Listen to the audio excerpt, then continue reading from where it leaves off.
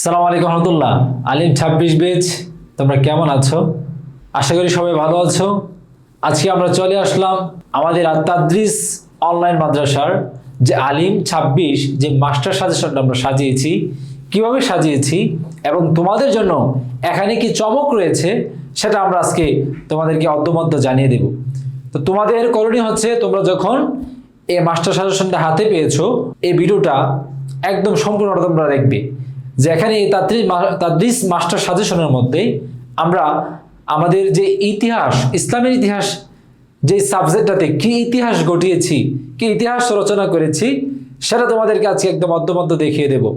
তো তোমরা যদি ভিডিওটা একদম শুরু থেকে শেষ পর্যন্ত দেখো, তাহলে অর্থাৎ তোমাদের ইতিহাসের প্রিপারেশনটা তোমরা কতটা গোছানোভাবে নিতে পারো সেটা তোমরা বুঝতে পারবা। এবং আমাদের এই ইতিহাসটা আমরা কিভাবে খুব নান্দনিকভাবে তোমাদের জন্য উপস্থাপন করেছি সেটা তোমরা বুঝতে পারবে।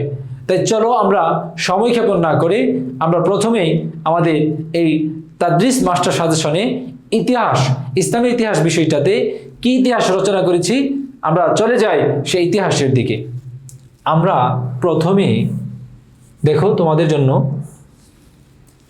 পরীক্ষার যে মান বন্টন, অর্থাৎ 100 নম্বরের পরীক্ষার মধ্যে তুমি কত নম্বর এমসিকিউ আনসার করবা এবং তুমি কত নম্বর সিকিউ আনসার করবা সেটা আমরা প্রথমে এক নজরে জেনে নেব। প্রথমে তোমাদেরকে এই যে এমসিকিউ দেখতে পাচ্ছ তোমরা, তো এখান থেকে তোমাদের এই যে বহু নির্বাচনী প্রশ্ন 30টা থাকবে, 30টারই উত্তর করতে হবে, এমসিকিউ বরাদ করতে হবে। 30টাতে তুমি সময় পাবা 30 মিনিট। তো 30 মিনিট সময়টা তোমাকে ফুলটাই কাজে লাগাতে হবে।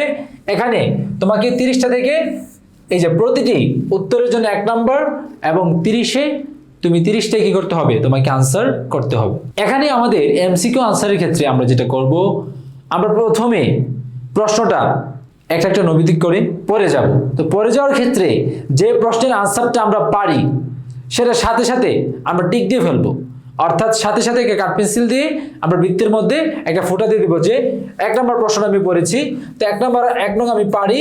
তো 1 নম্বর যে প্রশ্নের মধ্যে এই যে 1 নম্বর যে প্রশ্ন আমি পারি, সেক্ষেত্রে আমার ক যদি তোমার উত্তর হয়, তো কর মধ্যে আমি একটা ছোট্ট একটা ব্রড এই যে তোমার এইভাবে বরড করে নিব, ঠিক আছে, অর্থাৎ বরড করে নিব। ক যদি আনসার হয় তাহলে কর মধ্যে আমি কাঠ পেন্সিল দিয়ে একটু ব্রড করে রাখবো, অর্থাৎ যে প্রশ্নটা পারি সাথে সাথে সে প্রশ্নটা আনসার করে ফেলবো। এখন 1 নং প্রশ্নের পড়ার পর আমি পারলাম, কিন্তু 2 নম্বর প্রশ্ন আমি কনফিউজ উত্তরটা নিয়ে, মানে এটা আমি করতে পারতেছি না। তো সেই ক্ষেত্রে আমার করণীয় হচ্ছে যে আমি 2 নম্বর প্রশ্নটা রেখে দেব, অর্থাৎ এটাকে টিক চিহ্ন দিয়ে রেখে দেব। এইভাবে করে তুমি 30টা প্রশ্নের উত্তর তুমি করে ফেলবা।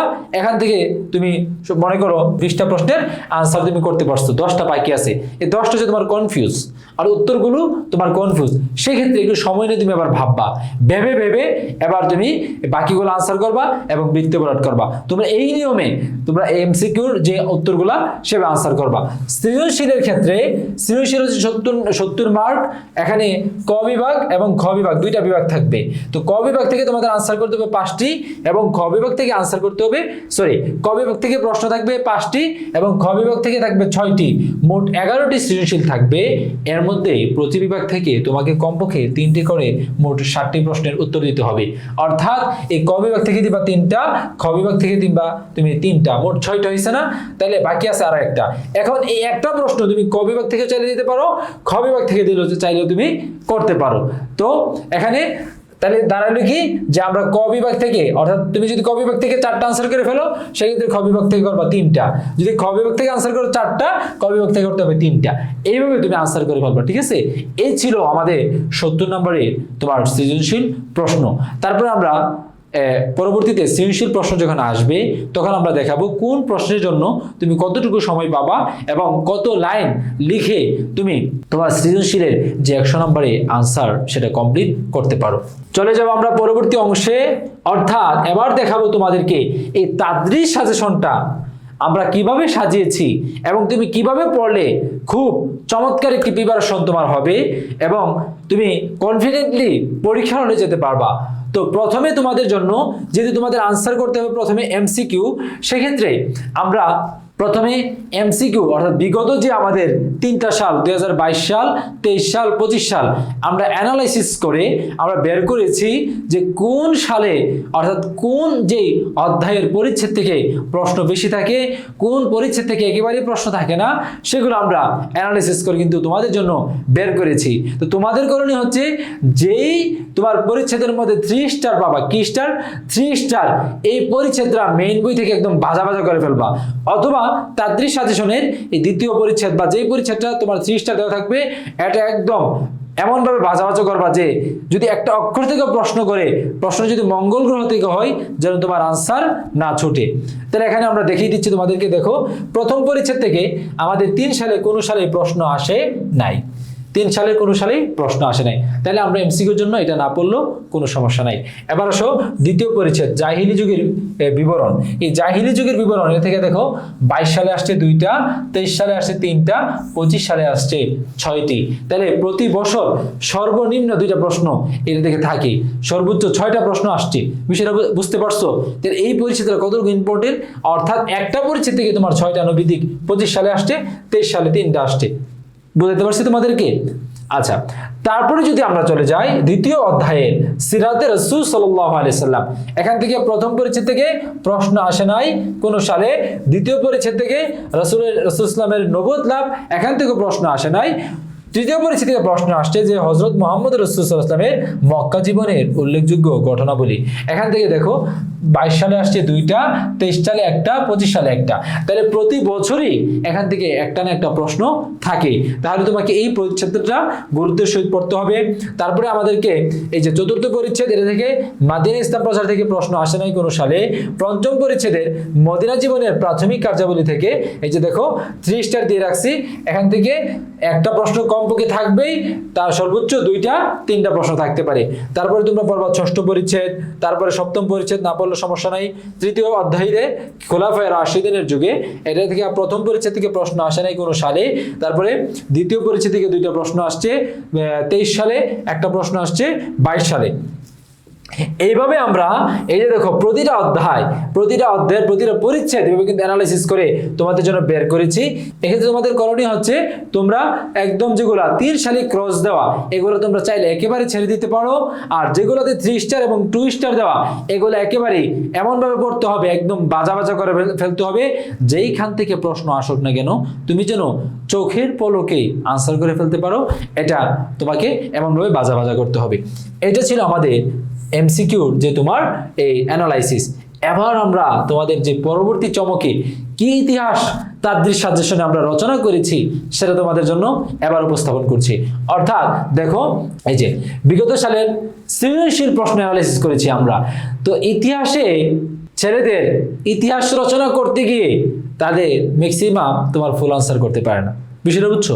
অর্থাৎ ম্যাক্সিমাম ছাত্র ফুল আনসার করতে পারে না। এই জন্য আমাদের তাদরিস অনলাইন মাদ্রাসার কোনো ছাত্র যেন ইতিহাসে 1 ন্যানো নাম্বারও তাদের না ছুটে এবং তারা যেন যথাসময়ে একদম ফুল আনসার করতে পারে, সেজন্যই কিন্তু আমাদের অ্যানালাইসিস, বিষয়টা বুঝছো? তাহলে এখান থেকে আমরা সৃজনশীল পড়ার ক্ষেত্রে এত বিশাল বই, এখন তুমি কোনটা বাদ দিবা, কোন পরিচ্ছেদ বাদ দিয়ে কোন পরিচ্ছেদ পড়বা, একটা দ্বিধাদ্বন্দ্বে তোমাকে থাকতে হয়। সেজন্য তোমাদের জন্য নিয়ে এসেছি এই বিগত সালের প্রশ্ন অ্যানালাইসিস। অর্থাৎ তোমাদেরকে যারা A+ এবং গোল্ডেন A+ প্রত্যাশী তাদেরকে অবশ্যই 3 স্টার করা যে পরিচ্ছেদগুলো এগুলো একদম বাজা বাজা করতে ফেলতে হবে। যেমন তোমাদেরকে এই যে ক বিভাগ আইয়ামে জাহিলিয়া, সিরাতে রাসূল সাল্লাল্লাহু আলাইহি ওয়াসাল্লাম এবং খোলাফায়ে রাশিদিনের মধ্যে এই যে প্রথম অধ্যায় আইয়ামে জাহিলিয়া থেকে এই যে দ্বিতীয় পরিচ্ছেদ, এই যে দেখো দ্বিতীয় পরিচ্ছেদ জাহিলি যুগের বিবরণ। তো এখান থেকে আমাদের যে সৃজনশীল খ এবং ঘ নাম্বার যে প্রশ্নগুলো আছে, ঘ এবং ঘ এই যে প্রশ্নগুলো আসে এগুলো কিন্তু এই ঘটনাগুলোকে কেন্দ্র করে অথবা এই অবস্থার উপর কেন্দ্র করে তোমার প্রশ্নগুলো আসে, ঠিক আছে? তো জাহিলি যুগের এই যে বিবরণ দ্বিতীয় পরিচ্ছেদে, এখানে প্রথম পরিচ্ছেদ একেবারে বাদ দিলে কোনো সমস্যা নেই। এই দ্বিতীয় পরিচ্ছেদ থেকে তোমরা দেখো 25 সালের যে প্রশ্নটা আসছে, এইটা ঘ নাম্বার প্রশ্নটা ছিল যে জাহিলি যুগের অর্থনৈতিক অবস্থা। তারপরে 22 সালে এবং 23 সালে সামাজিক এবং অর্থনৈতিক অবস্থা। তাহলে তোমরা যারা 26 সালের পরীক্ষার্থী তোমাদের জন্য সামাজিক এবং যে অর্থনৈতিক অবস্থা এটা খুবই গুরুত্বপূর্ণ, একদম জ্বালাই করে ফেলতে হবে যে জাহিলি যুগে জাহিলি সমাজের মধ্যে সামাজিক অবস্থাটা কেমন ছিল এবং তাদের অর্থনৈতিক অবস্থাটা কেমন ছিল, একদম এই অংশগুলা একদম জ্বালা জ্বালা করে ফেলতে হবে। তারপর আমরা চলে যাব তৃতীয় পরিচ্ছেদ। দেখো তৃতীয় পরিচ্ছেদের মধ্যে এই যে মুসলমানদের আবিসিনিয়ায় হিজরত, এটা থেকে প্রশ্ন আসছে 23 সালে এই অংশ থেকে। তারপরে আমুল হুজন বা তায়েফের দাওয়াতি কার্যক্রম, তোমরা জানো আমুল হুজন এটা খুবই গুরুত্বপূর্ণ, এবং মাদানী জীবনের প্রাথমিক কার্যাবলী এবং মদিনার সনদ, এটা থেকে প্রশ্ন আসছে 2019 সালে, এবং মহান ইসলামের হিজরত থেকে প্রশ্ন আসছে 2016 এবং 18। তাহলে তোমাদের জন্য আমুল হুজন এবং তায়েফের দাওয়াতি কার্যক্রম এটা সবচেয়ে ইম্পর্টেন্ট। তারপর হচ্ছে মুসলমানদের আবিসিনিয়া হিজরত, এটাও তোমাদের জন্য ইম্পর্টেন্ট, বিষয়টা বুঝছো? তাহলে এই যে অংশগুলা, এই যে পরিচ্ছেদের এই শিরোনামের যে পার্টগুলা, এগুলা যদি তোমরা খুব ভালোভাবে শেষ করো, ইনশাল্লাহ আশা করে যাই তোমরা ইতিহাস পরীক্ষায় ইতিহাসের খাতায় ইতিহাস রচনা করে আসতে পারবে, এবং নাম্বারের ক্ষেত্রেও তোমরা বাংলাদেশে, সারা বাংলাদেশে ইতিহাস রচনা করবে। ঠিক আছে? তারপরে আমরা চলে যাব এই যে দ্বিতীয় অধ্যায় সিরাতে রাসূল সাল্লাল্লাহু আলাইহি ওয়াসাল্লামের পঞ্চম পরিচ্ছেদ থেকে মদিনা জীবনের প্রাথমিক কার্যাবলীর মধ্যে প্রশ্ন আছে মদিনা সনদ এবং বিদায় হজের ভাষণ 2023 সালে, মদিনা সনদ থেকে প্রশ্ন আছে 2021 সালে, মদিনা সনদ ও মক্কা বিজয় থেকে 2025 সালে, হিজরত ও খন্দকের যুদ্ধ এখান থেকে প্রশ্ন আছে 2022 সালে, উহুদ খন্দকের যুদ্ধ এবং হুদাইবিয়া সন্ধি এখান থেকে প্রশ্ন আছে 21 সালে। তোমাদের জন্য আরো গুরুত্বপূর্ণ উহুদ এবং খন্দকের যুদ্ধ, যুদ্ধের ক্ষেত্রে এই দুইটা যুদ্ধে তোমরা একদম খুব ভালো করে পড়বা। এই যুদ্ধগুলো থেকে তোমাদের খ এবং ঘ নাম্বার প্রশ্ন আসে যে এই ঘটনাটা ইসলামের কোন যুদ্ধের সাথে সামঞ্জস্য, বা এই যে মুসলমানদের যে একটা বিপর্যয়, এটা মুসলমানদের কোন যুদ্ধের বিপর্যয়ের সাথে মিল আছে, এভাবে কিন্তু প্রশ্নগুলো করে। তাহলে এখান থেকে তোমরা পড়বা উহুদ ও খন্দকের যুদ্ধ, তারপর হচ্ছে মাদিনার সনদ এবং বিদায় হজের ভাষণ এবং রাসূল ইসলামের মাদিনার হিজরত। তাহলে এই বিষয়গুলা তোমরা খুব গুরুত্ব সহকারে শেষ করবা। তারপর আমরা চলে যাব এই যে দ্বিতীয় পরিচ্ছেদ খোলাফায়ে রাশিদিন, খলিফা হযরত আবু বকর রাদিয়াল্লাহু তাআলা, এখান থেকে যে প্রশ্নগুলো আসে যে রিদ্দার যুদ্ধ এবং উমর রাদিয়াল্লাহু শাসন ব্যবস্থা, এটা আসছে 2023 সালে, গ এবং ঘ নাম্বার প্রশ্ন, এবং উসমান রাদিয়াল্লাহু হত্যাকাণ্ড এবং আবু বকর রাদিয়াল্লাহু তাআলার শাসন আমল, এখান থেকে প্রশ্ন আসছে 22 সালে। বিষয়টা বুঝছো? এইভাবে যাকাত অস্বীকারীদের দমন ও উমর রাদিয়াল্লাহু বিচার ব্যবস্থা, এটা থেকে প্রশ্ন আসছে 25 সালে। তাহলে তোমাদের জন্য যেই টপিকগুলা, যে পরিচ্ছেদগুলা, যে শিরোনামগুলা সবচেয়ে বেশি ইম্পর্টেন্ট, এগুলা কিন্তু আমরা 3 স্টার দিয়ে রেখেছি, এবং এই অ্যানালাইসিস আকারে তুমি যদি পড়ো অল্প সময়ে ইতিহাসে কিন্তু একটা সেরা প্রস্তুতি তোমার হয়ে যাবে। তাহলে তোমাদের করণীয় হচ্ছে প্রথমেই এই এমসিকিউ অ্যানালাইসিস এবং হচ্ছে তোমার এই যে সৃজনশীল অ্যানালাইসিস, এগুলো আগে এক নজর চোখ বুলিয়ে নেওয়া, অর্থাৎ ক্লাসটি মনোযোগ সহকারে করা। এইভাবে খোলাফায়ে রাশিদিন গেল। তারপর খ বিভাগ, এই যে ভারতীয় উপমহাদেশে মুসলমানদের আগমন, উপমহাদেশে মুসলমানদের আগমনের ইতিহাস, এখান থেকে আমরা ঠিক এভাবে তোমাদের জন্য অ্যানালাইসিস করেছি। বিষয়টা বুঝছো? কোন সালে কি প্রশ্ন আসছে, এগুলো খুব চমকপ্রদভাবে তোমাদের জন্য সাজিয়েছি। তো এটা তোমরা প্রথমে দেখে নিবা। তারপরে তোমাদের জন্য আমরা যে কাজটি করেছি, তোমাদের এই যে দেখো, অর্থাৎ ক বিভাগে তোমাদের কি কি জ্ঞানমূলক প্রশ্ন আসতে পারে, যারা এ প্লাসকে হাতের মুঠে রাখতে চায় তাদের জন্য এই যে দেখো, আমরা এই যে ক বিভাগ আয়ামে জাহিলিয়া সিরাতে রাসূল সাল্লাল্লাহু আলাইহি ওয়াসাল্লাম এবং খোলাফায়ে রাশিদিন, এই যে আমাদের ক বিভাগ, এখান থেকে প্রথম অধ্যায়ে যে অধ্যায়ের যে তোমার এই মূল বইয়ের যে লাইনগুলো তোমাদের জন্য গুরুত্বপূর্ণ, এই লাইনগুলো কিন্তু আমরা এখানে তোমাদের জ্ঞানমূলক এবং এমসিকিউর জন্য নিয়ে এসেছি।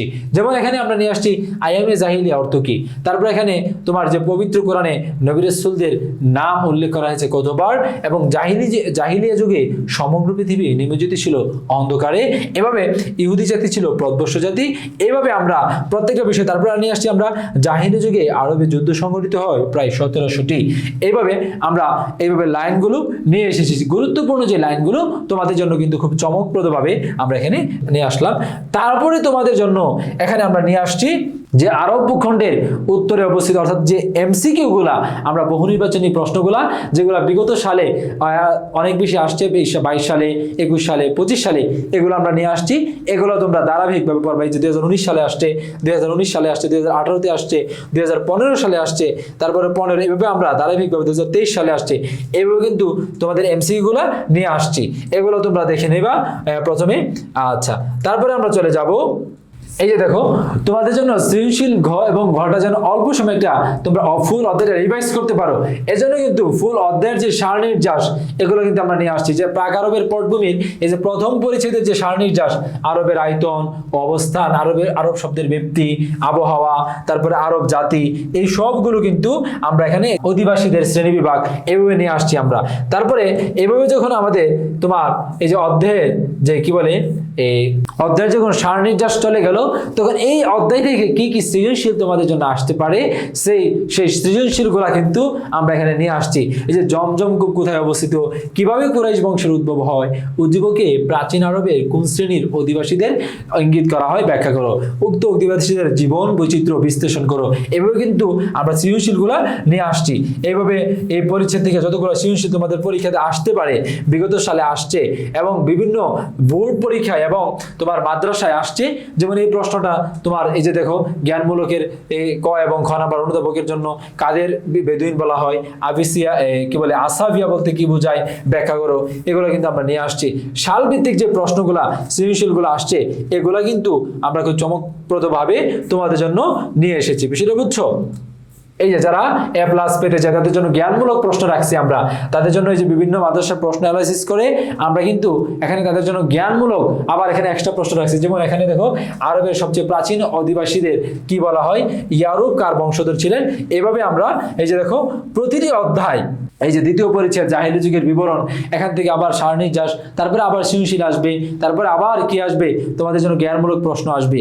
এইভাবে তোমাদের জন্য এত বিশাল ইতিহাস বইটা কিন্তু আমরা একদম একটা তোমাদের হাতের মুঠোয়, যেরকম বিশাল বিশ্বটা এখন মানুষের হাতের মুঠোয় চলে আসছে, এরকম তোমাদের কাছেও তোমরা যখন অ্যানালাইসিসটা পড়ে ইতিহাস বইটা পড়বা, দেখবা সর্বোচ্চ 1 থেকে 2 বা 3 দিনের মধ্যে তোমরা এই সমস্ত ইতিহাস বইটা একদম জ্বালাফেলা করে ফেলতে পারবা এবং এটা ভিতর থেকে কনফিডেন্স পাবা যে ইতিহাসে আমি 100তে 100 পাবোই ইনশাল্লাহ, প্রশ্ন তোমার যেইখান থেকে আসুক না কেন। তো আজকে আমরা এখানেই বিদায় নেব। তোমাদের প্রতি আকুল আবেদন থাকবে, তোমরা এই সাজেশনের পড়া শুরু করার আগে অবশ্যই এই ভিডিওটা একেবারে দেখে নিবা, তাহলে তোমরা কিভাবে পড়াটা শুরু করবা এবং কিভাবে তোমাদের কোন বিষয়টার পরে কোনটা তোমরা পড়বা সেটা তোমরা অবশ্যই এখান থেকে বুঝতে পারবা। ঠিক আছে, আজকে আমরা এখানেই বিদায় নিচ্ছি। দেখা হবে তোমাদের সাথে নতুন কোনো কার্যক্রম নিয়ে। সে পর্যন্ত সবাই ভালো থাকো, সুস্থ থাকো। তোমাদের আলিম 26 পরীক্ষাটা যেন তোমাদের একটা সেরা পরীক্ষা হয় এবং তোমরা যেন বোর্ডে সর্বোচ্চ নাম্বারের অধিকারী হতে পারো, সেই প্রত্যাশা রেখে আজকে এখানে বিদায় নিলাম। আসসালামু আলাইকুম ওয়া রাহমাতুল্লাহি ওয়া বারাকাতুহু।